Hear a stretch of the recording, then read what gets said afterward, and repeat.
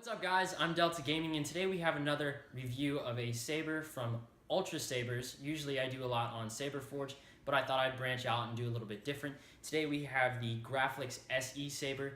This is actually based off of Anakin Skywalker's lightsaber from episode 3, which was then handed down to Luke Skywalker, which was then handed down to Rey, which is in The Force Awakens.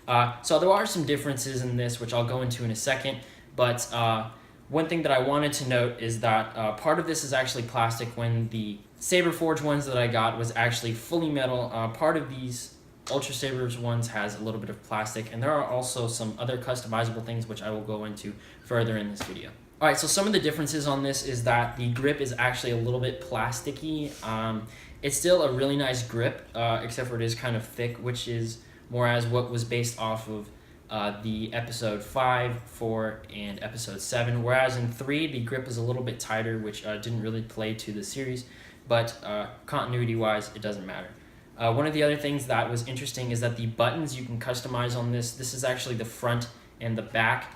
You can get this in different colors. You can get it in red, blue, chrome, and titanium, which I got this in chrome and I got this in red, which kind of follows what Anakin's lightsaber looked like. Now the button here, which would be the igniter for this prop saber, normally the ignite button for in the movies is actually right here, but for this the ignite button is here.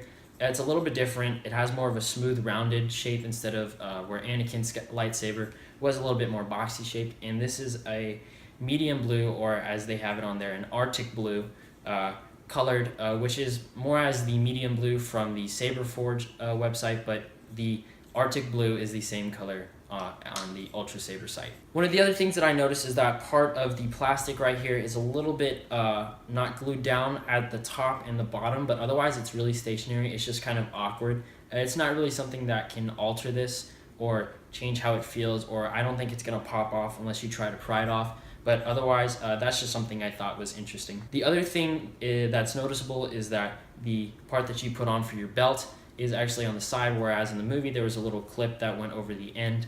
And the other thing is that this is also a customizable one to where you can add on tiers. If you just get the basic one, you can add sounds, you can add in different colors, and you can add in some other blade effects. So when you get the package, it'll arrive with FedEx, whereas with Saber Forge it arrived with USPS. They will give you a tracking number, but you won't get that tracking number until the Saber is actually processed. What I will say is that with UltraSaber, their shipping and their processing is a lot faster than with Saber Forge.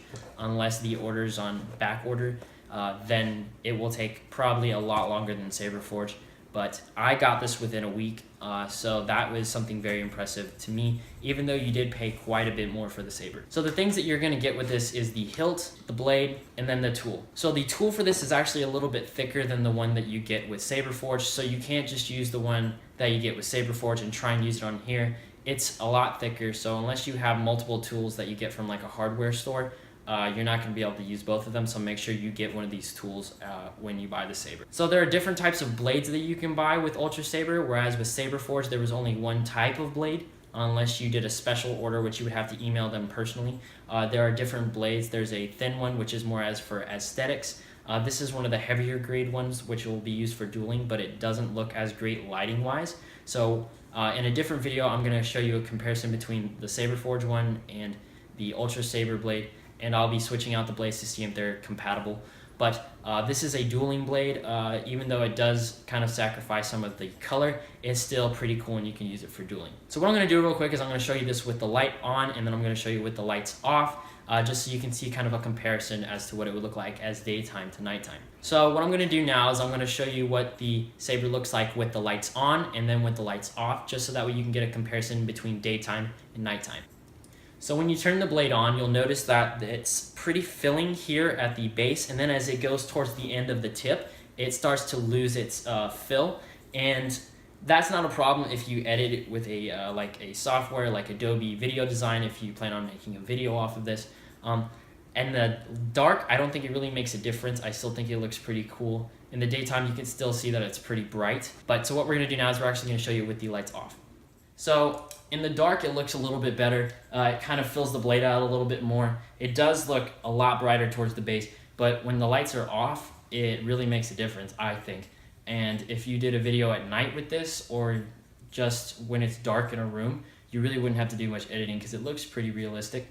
The one thing that you'll notice is the tip with the UltraSaber's one. I got a pointed one. You can get a rounded one, but the pointed one is more accurate to the movies and the series on Disney, but it doesn't fill it out as much as it would with the Saber Forge one. So there are a lot of pros and cons between the two. I don't really want to compare it because this is a video all about this saber, but look at the next video that I'm going to be putting out. That'll be a comparison between the UltraSabers and the Saber Forge one.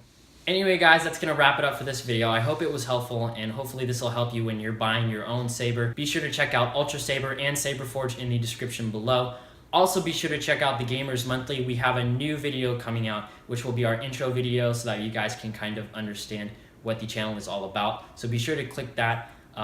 We post all the time on the website. It stays updated every day, and you guys will keep updated with all of the new content that comes out on all of our channels and on the main channel. So be sure to check that out. But anyways, again, I hope this was helpful, and be sure to stay tuned, and I will see you guys on the next video.